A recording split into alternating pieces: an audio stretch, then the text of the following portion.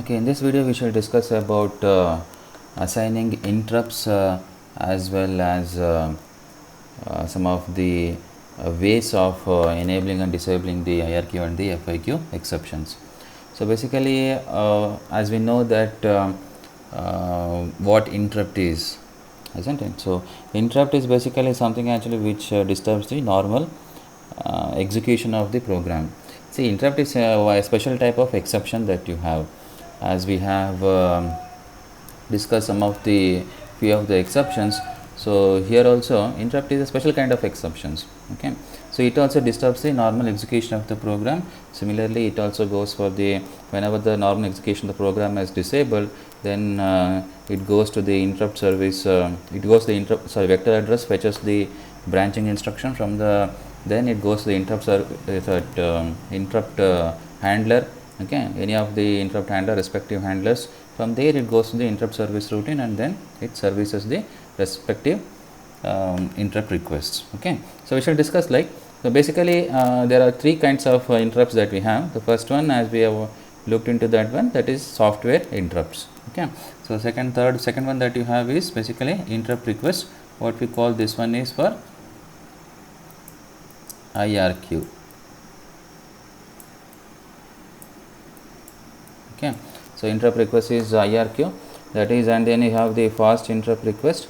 Fast interrupt request is basically what you have, that is FIQ. Okay, and this is software interrupt. It is a programmer who is going to write that one, and that interrupt, what we call it as SWI instruction. Okay, yeah. So software interrupt, as we have discussed in the last video, they are basically now reserved to call the privileged operating system routines. Okay, any of the operating system routine, example, any of the application that requires access towards operating system routine, then a programmer is going to write a software interrupt with the software interrupt number, and that is going to be executed. Then the user the program actually executes the software interrupt handler. It goes supervisor mode. From that one, then it goes to handler. There the respective interrupt is serviced. Okay, so that's what we have discussed this one, how we write the software interrupt instruction, what kind of number we are going to put up. So all those things we have discussed in the last video. You can just refer that one. That is basically the way that you are going to write the software interrupt instruction, as well as the software from the software interrupt instruction you go to the software interrupt handler, then you service the respective interrupt. Okay, any of the interrupt, that any of the application that requires the OS routine.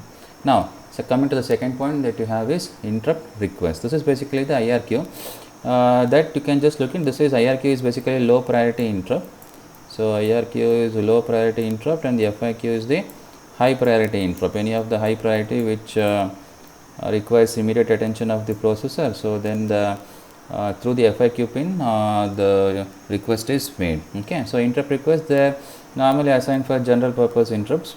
Some normal low priority interrupts are assigned through the interrupt request, or raised through the interrupt request, a better way to say it. So for example, a periodic timer interrupt to measure the time. Okay, in order to keep track of the time, a periodic timer interrupt to force a context switch tends to be an IRQ exception. Okay, so any of the time that you want to measure periodically, you want to interrupt the processor. So for that one, you can just raise the request through the IRQ. Okay, so of course all these IRQ as well as the FIQ, they are controlled by what we call as interrupt controller. Means you can have many interrupts, but thing is that there will be only two requests. As you can just say, there are only two interrupt requests. One is IRQ and the one is FIQ. Okay, so only two request pins that you have. One is IRQ, what we say, and the one is FIQ. And who is going to control that one? So interrupt controller is like a master that you have. So basically it decides who is going to have an access towards the IRQ pin, or who is going to have an access towards the FIQ pin. So interrupt controller decides that one.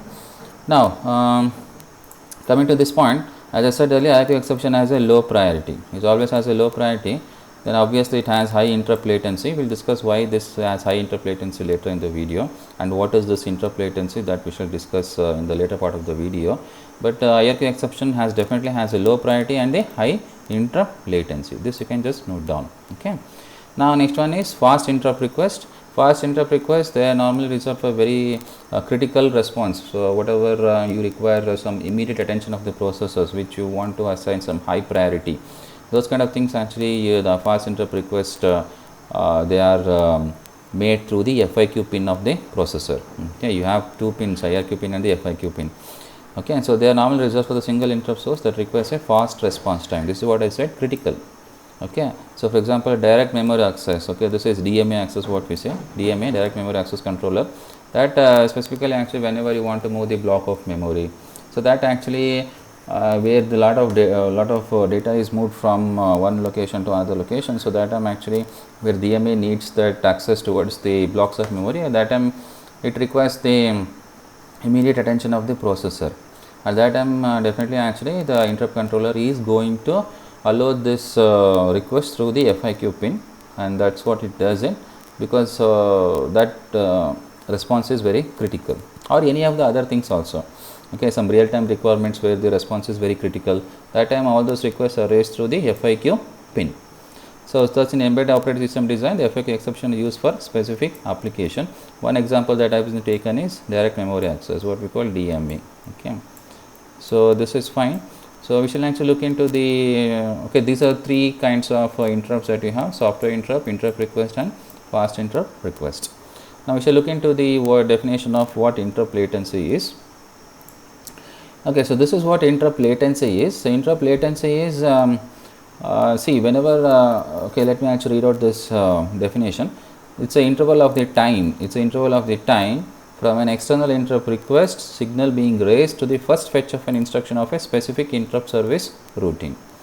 So what do you understand from this one is, see, you have some request is raised, the processor is executing, maybe it is in a user mode, the processor is executing certain instructions. When the processor is executing certain instructions, suddenly actually some interrupt is raised by the external device, or it could be the some software interrupt only. Programmer might have written the software interrupt instruction. So internally or some externally through the IRQ and the FIQ. Any of the request is being raised to the first fetch of an instruction of a specific interrupt service routine. See, whenever it is not like actually someone raises the request. Okay, someone raises a request, immediately you don't have to answer that request. There is some delay that is associated, and that is what is interrupt latency. It depends on several factors. Okay. So like for example, some low priority request is being raised, suddenly high priority request comes, then definitely based on the prioritization technique, your high priority request could be answered after a certain delay. What is that delay? For example, see, immediately the processor will not actually stop the execution of the current instructions. It will actually complete the execution. Most of the cases it will complete the execution of the current instruction. Then whenever the external request is raised, okay, first what it does, it is going to save. We have discussed that one, what all steps are going to happen in the exception handling. First it is going to save the contents of the, maybe if it is software interrupt instruction, what it is going to do, or maybe IRQ only, let me take it actually. So it is going to first PC that it is going to be stored in the R14 of the respective modes, isn't it? The program counter is going to be saved in the link register, because it has to remember the return address also. Then what it is going to do, then the CPSR is going to be saved in the SPSR, isn't it? Then it is going to disable the respective flags. It could be I flag or the both F and the I flag, depending on what modes you have, isn't it? So all these things are going to be done. It is definitely going to take time, and then it is going to then what happens, the respective whatever the exception has been raised or the interrupt has been raised, then it is going to load the PC with that respective request, isn't it? For example, actually if the IRQ is raised, then respective vector address of the IRQ is going to be loaded into the PC, isn't it? Then CPSR will be changed to the respective mode, whatever that interrupt has been raised. It could be IRQ mode or the FIQ mode. So in that way, After doing this one also, then it has to go to the vector address. From that one it has to fetch the branching instruction to the then it has to branch to the respective handler. From there, then the first fetch of the instruction of the specific interrupt service routine, this is going to happen. So definitely it is going to take a lot of time, isn't it? So because it has to store the contents of the PC, it has to store the contents of the PC to the LR, then CPSR, SPSR, then the CPSR is changed to the respective modes, and PC is changed to the vector address, then it goes to the vector address. From that one it fetches. It is definitely going to take a lot of time, and that too imagining some immediately you are going to answer that request. In case, certain case, if you don't answer that request also, maybe depending on the priority, if for example high priority request is being raised, then so any other low priority comes, then low priority is going to be ignored. First you complete the high priority, then you come back and answer the low priority interrupt. So in that way also you can still actually make the low priority interrupt wait for a longer period of time, isn't it? So that is what actually, so it's the interrupt latency is the interval of time from an external interrupt request being raised to the fetch of the instruction of a specific interrupt service routine. Because where it is going to be serviced, the interrupt, respective interrupt, that is going to be serviced in the ISR. So till the interrupt request is raised, then all the processing operations that has to be do, that saving has to be done, then CPSR, whatever the content is going to be changed, all those things. After doing it, then only it goes and fetch the first instruction. That time delay, what we call it as interrupt latency. Okay, so that is what the definition of the interrupt latency.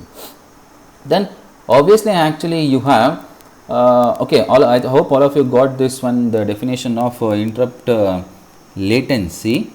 Okay, now we shall look into some of the methods what we have to control the interrupt latency.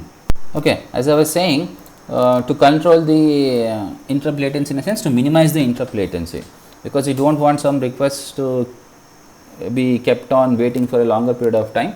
So there are two methods to minimize the interrupt latency. Let me say minimize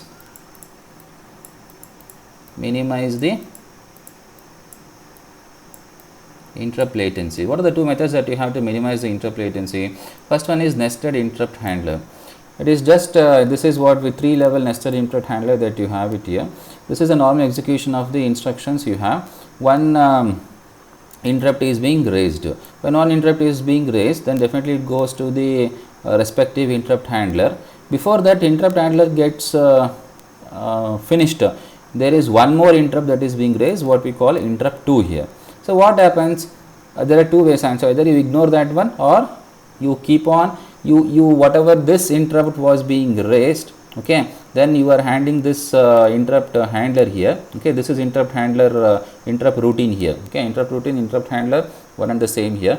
So interrupt handler, that is to the respective interrupts, it is being the instructions whatever they are there in this interrupt handler, they are getting executed. Now what happens actually, before actually completion of this interrupt handler, one more interrupt is being raised. So you can't actually ignore that one. Why? If you ignore this interrupt, then you actually complete this one, then you want to answer this request. What happens? This interrupt, there is a lot of latency, isn't it? Because it has to wait for certain amount of time.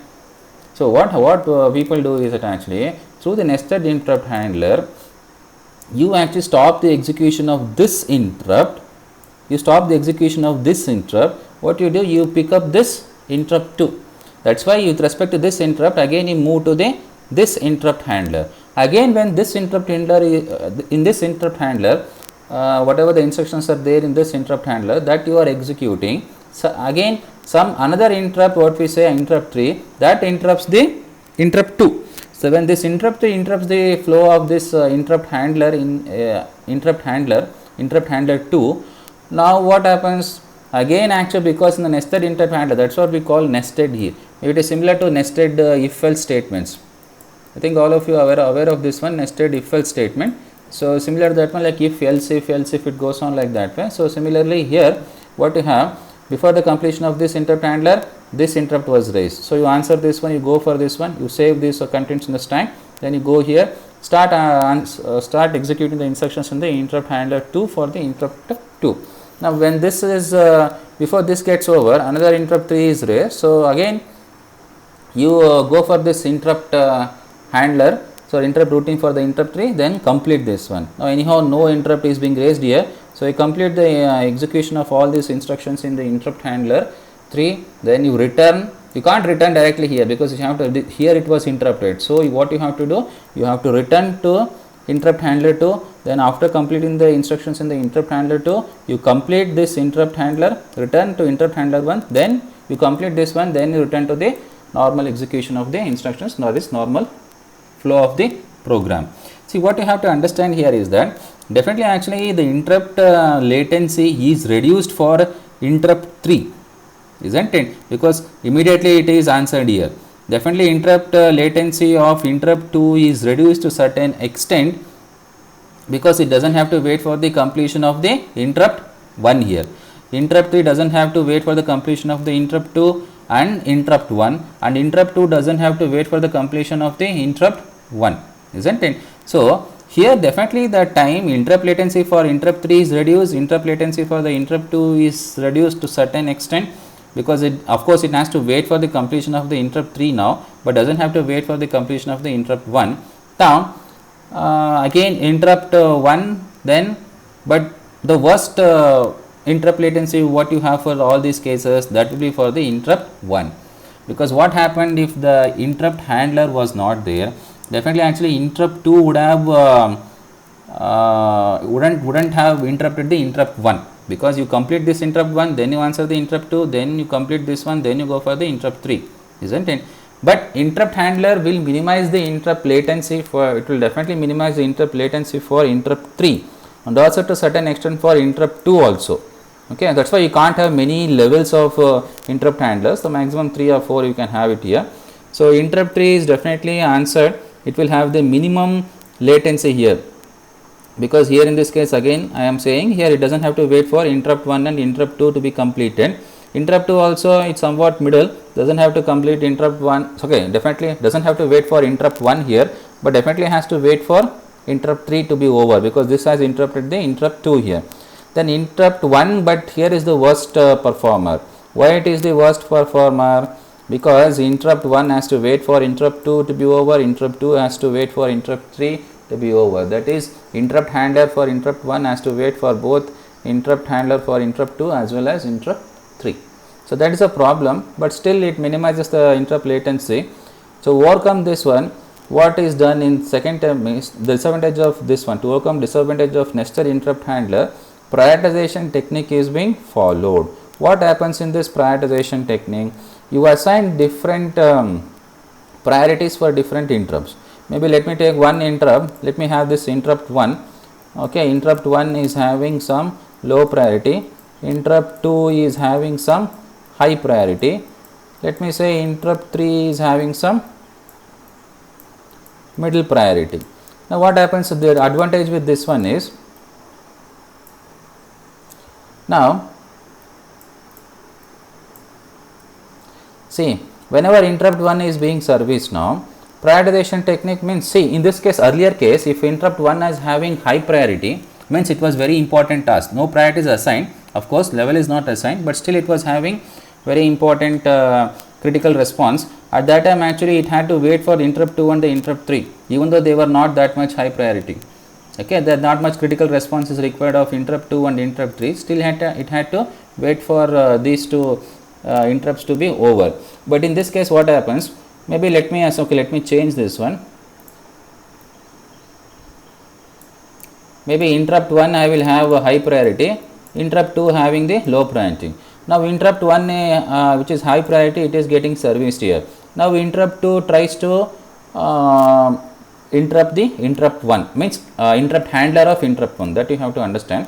The interrupt handler for the interrupt 1 is getting executed, the interrupt 2 comes and tries to interrupt this interrupt handler. Now what happens, because this interrupt 1 is having high priority than the interrupt 2, this won't be allowed at all. So now what happens, interrupt 1 gets to have that execution. Now assume that actually at maybe this is time t1, this is time t2, now time t3, maybe again this is getting over, so interrupt 3 also comes, but now interrupt 1 still it is having high priority than the interrupt 3, now definitely interrupt 1 will be over. This is one advantage. You can just look into this one. Interrupt 1 will be completed before interrupt 2 as well as the interrupt 3, and this is very much required because high priority interrupts you can't ignore that one. Whichever the interrupts which are of very critical requirements, at that time those interrupts need to be serviced, and that is one advantage that you have it in the prioritization. But what is the disadvantage that you have it in this prioritization technique to minimize the interrupt latency? For example, what happens here is that, see, in this case this interrupt 2 is of low priority. Okay, now when you assume that this is interrupt 1 is FIQ because that is high priority, and interrupt 2 is of IRQ, it is raised through IRQ because it is having the low priority, and that is decided by the interrupt controller. Okay, now since it is having high priority, definitely it will be serviced. Now what happens actually, interrupt 2 is of low priority. Now interrupt 2 is of low priority, interrupt 3 somewhere it is middle priority. Now this is going to be serviced. Okay, even though now interrupt 2 tries to interrupt the interrupt 1, since interrupt 2 is having low priority, it won't be allowed for the execution. Now interrupt 3 comes and tries to, again it won't be allowed till completion of the interrupt 1. After the completion of the interrupt 1, it is going to pick up the interrupt 3 here because interrupt 3 is of the middle priority. Then interrupt 3 is going to be picked up, then interrupt 3 gets done. After interrupt 3, then interrupt 2 is going to be picked up, then interrupt 2 is going to be serviced because that is having the least priority.